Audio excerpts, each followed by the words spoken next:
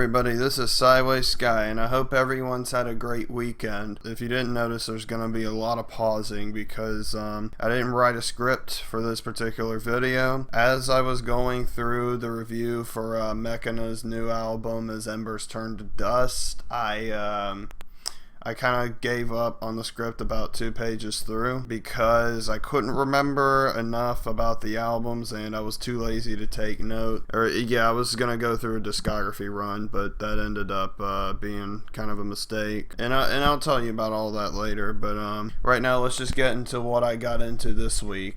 So first we're going to start off with Pink Guy's new album, Pink Season. Whenever I gave this a listen, I could not finish. I got about 5 tracks in, and the songs, I don't think they were making the same jokes, but it was the same type of humor over and over and over again. And when you are looking at a 90-minute album with 35 tracks, it'll be a very grueling listen.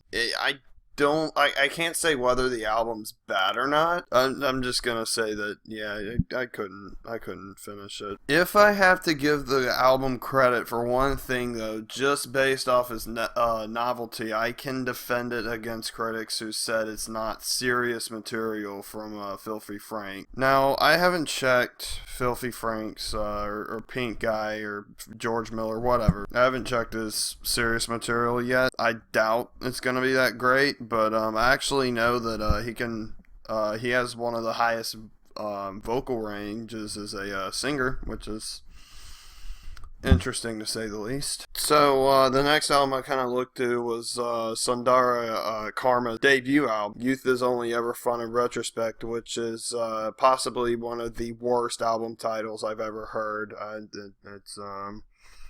It's so baffling to me how people can come up with this. The album itself is kind of meh. My literal reaction to listening to this was kind of like I really enjoyed this first half, especially the first 4 songs. Happy Family is definitely a highlight. Probably will be one of the best highlights of the month, but unfortunately it definitely falls off after about the 6th track or so. It never really reaches back up until the end, which is The Night. Unfortunately, I kind of think it's a little late then. If you do like kind of standard, but yet riff-centric kind of pop rock or indie pop rock, I suggest you check this out. It's not the best out there, but it's listenable at least. Now we move on to an album that is actually my favorite out of the 4 that I listened to this week. It is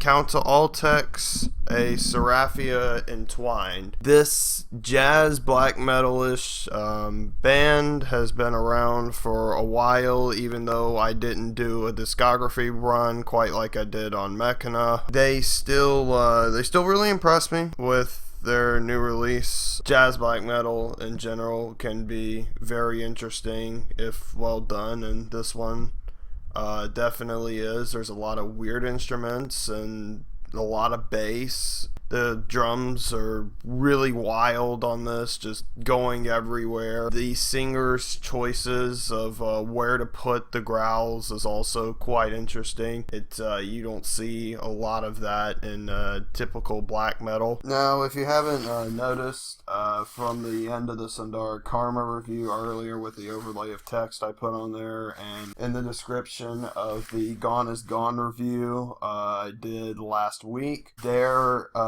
is something I kind of do called Tirax and Not So Tirax. Basically, these are just best tracks and worst tracks of the album. I usually keep the Not So Tirax to 1, only 1 track. The Tirax can be usually multiple songs. As far as the Tirax go for the Count to Altek album, it doesn't apply for here, because this is definitely an album I would want you to check out if you had 30 minutes of your time to just listen to the entire thing, because that is by far the best way on how to listen to this. Yeah, definitely, as I said, definitely my favorite album out of the 4 that came up. And even though they've been around for a while, I still think they can improve, because there were some compositions that were pretty flawed as far as some of the piano melodies and the bass melodies didn't quite mix. I cannot wait to see what these guys do in the near future.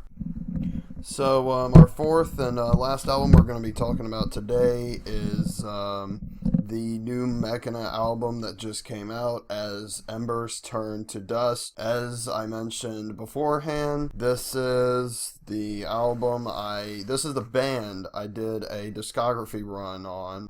Besides a couple albums I just kind of skimmed through. Now I kind of got their whole style and sound down, I think. I couldn't really get into them enough to make a review about them, but I'll just go ahead and summarize that for you here. Their first album I listened to was The Assembly of Tyrants, which came out all the way back in 2005. And believe it or not, they didn't make another album until 2011 with Conqueror. Unfortunately, with this album, though, The Assembly of Tyrants, they tried to sound like a very terrible strapping young lad. The sound wasn't quite like strapping young lad. It wasn't quite as similar as Conqueror was to that, but the overall feel, especially on the more synth-driven tracks, definitely gave that vibe, and it was very riff-centered. But the vocals on this were absolutely god-awful. There is no life in decay. There is no will, no way. All hope, all fair. Everything you hold so. Now, I'm pretty sure, much like Strapping Young Lad, this band was self-aware while making this album, but the vocals combined with the terrible lyrics just kind of made my enthusiasm jump out the window and hit the pavement a little bit too hard. After that, I was having a little less hope for this band going in to Conqueror, and thankfully Conqueror was actually pretty good. While I wouldn't really say all the instruments varied their styles, for example, the drum have a lot more restricted qualities rather than just having a punk style within a death metal band. And now it's just strictly kind of death metal styled. The guitars and the vocals, however, are much better and more various, as the death growls, vocals, and clean vocals are much,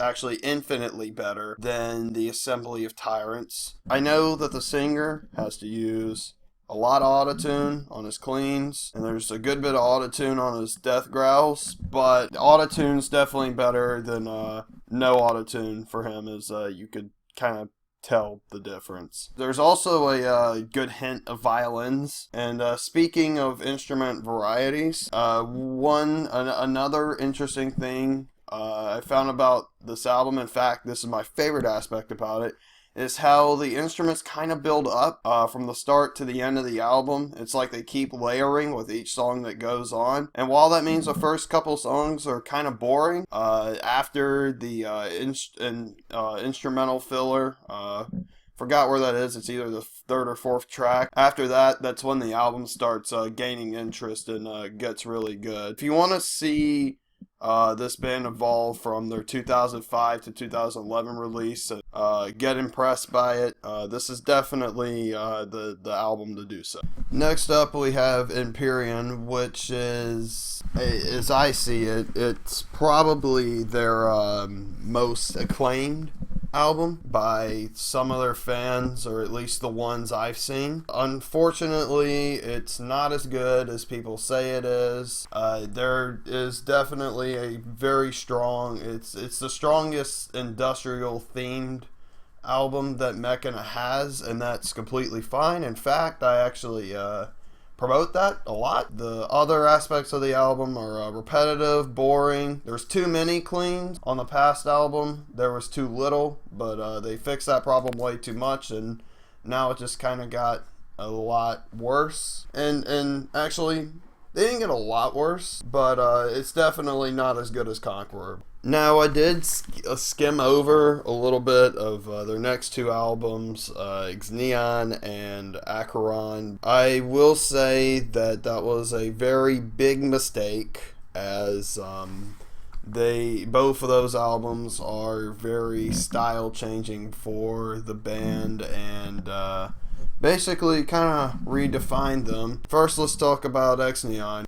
It seems to be called the weakest of all of Mechina's releases, and I would disagree with that, because I really enjoyed it. There's a lot more violin than found in Empyrean. Empyrean already had a good bit of violin in it, but this one's kind of reaching to the point to where this record can be kind of orchestral. And everything else, they kept the atmosphere of the industrial death metal atmosphere is still there. Vocalist kind of still is the same, but as I said, the synths and violins really kind of take off on this album, and it's a transitioning point to what they will be on their next album, which would be Acheron. And Acheron is definitely my favorite album that Mechina has ever came out with. Even though I skimmed through it, I haven't seen any problems with it yet. I still think the clean vocals are kind of bad. They're still, Mechina's never had very good clean vocals, and they're still not that great here. But that's basically the only thing that's keeping this down. They made a major addition with Melrose, and the progression of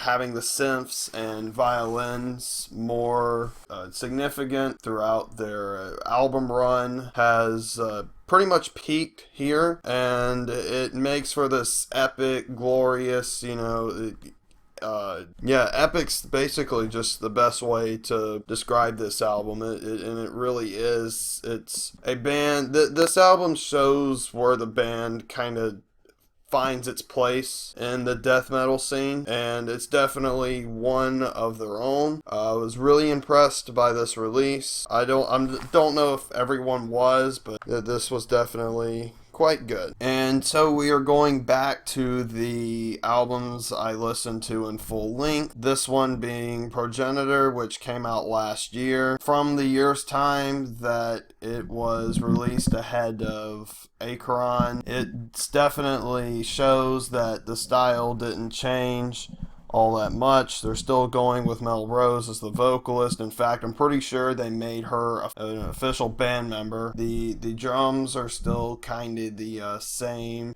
double bass heavy, but kind of, not technical enough to deviate themselves from the epicness of the songs, and the guitars are still there, but they're starting to lead way to the synths. This is also a very good album. I don't think it's quite as good as Acheron because of its influence, but I think they polished their sound a lot more on this album.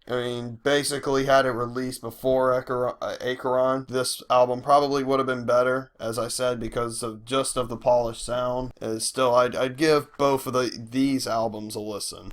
And now the band's major album we're going to talk about this week is As Embers Turn to Dust. This, to me, other than the couple of piano tracks I saw in this, there was definitely a feel to go industrial again, especially on longer tracks. This is by far the best drumming album I've seen. The drums, there's tons of fills, the double bass patterns and the blast beats and everything else have been more impressive on this album than they've ever been by far. There's also a couple little guitar solos here and there. The guitars are pretty great on this album. Definitely impressed me.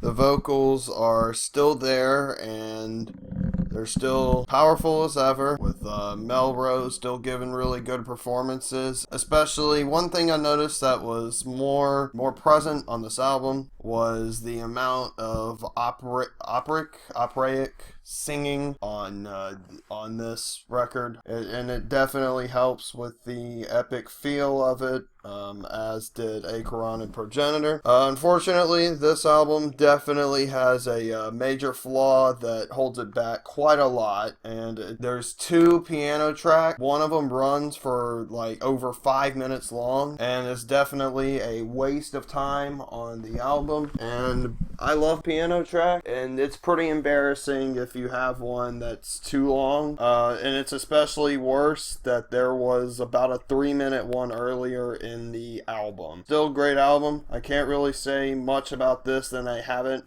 on their past albums, so basically this is just kind of a really short review of this. As I said, all the styles I pretty much talked about in their past albums you can basically find on this album, other than bad death growls, because thankfully they got rid of them by Conqueror. Thanks for watching, and I hope y'all have had a great weekend so far. This week I'm gonna try to cover a lot of albums.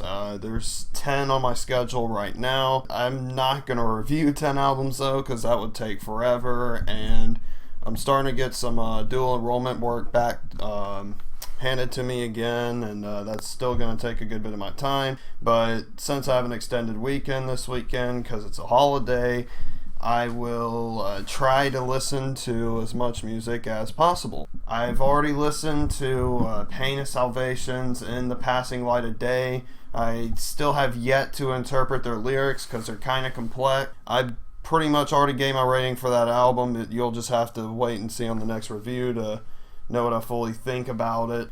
Some other interesting albums I'm going to try to cover: the new Flaming Lips album, the new the XX album. About the XX, I recently listened to their debut album, and it was freaking amazing. I couldn't believe how good it was. But same thing with the Flaming Lips as Soft Bulletin. Yeah, I'll still give my opinions on those bands when those reviews come out.